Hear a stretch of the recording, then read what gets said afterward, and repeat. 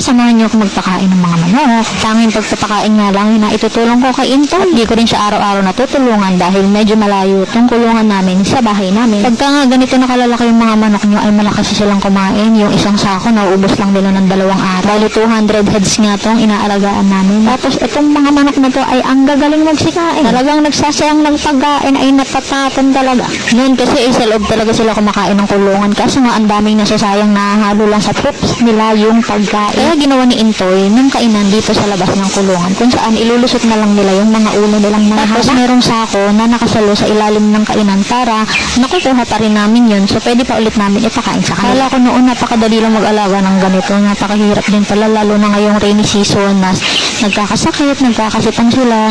Talagang malulugi ka dahil sa dami ng gamot na iniinom nila. Kaya yung iba dyan na bumibili ng live bantres tapos hihingan ka pa ng discount. Ay, Diyos me, awa naman niho. Sa 100 heads nga ay pwede kong kumita ng 8,000 taas. Yun ay kung hindi magkakasakit ang mga manok. Malaki kasi talaga gasto sa gamot nila. Akala mo ganun-ganun lang. Pero per pack around 30 pesos. Tapos ilang silang iinom. Okay itong business ito kung mag-aalaga ka ng maramihan. Yun nga lang, baka di mo kayanin na i-handle silang lahat. Kung gusto mo naman ng konti lang ay pwede din naman. Pero mahirap siyang maging bread and butter. Nabigla nga kami kasi unang alaga namin 200 agad ang inalagaan namin. Kasi kala nga namin ay madali lang. Nakakatawa na nga lang din itong mga manok talaga itong kumakain mga shy type. Tapos tititigan ka pa. Ano? Bago kumain, tititig ka muna. Yun lang. Paalam.